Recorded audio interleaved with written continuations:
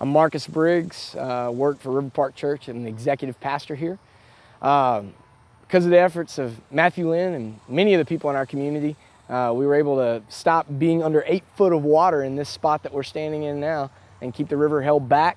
Not only did he help work on the dam and levee that is right there at the river edge, but also help the drainage that was here locally on our property.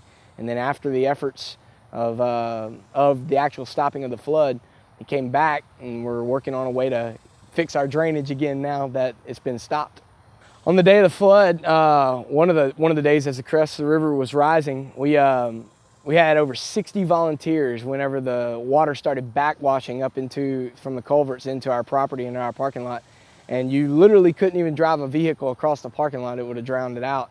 But we had over 60 volunteers, help of the levee commission, help of the state, help of the city. Matthew Linn was here for that.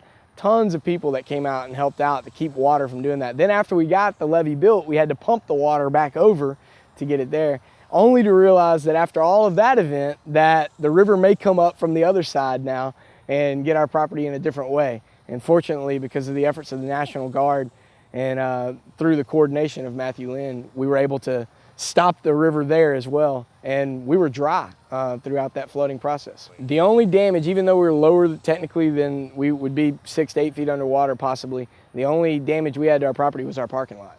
And it was scary for a moment. I mean, the levee broke several times and we didn't know whether or not it was like hopeless cause or not, but it worked out good toward the end. So it all worked out, thank God.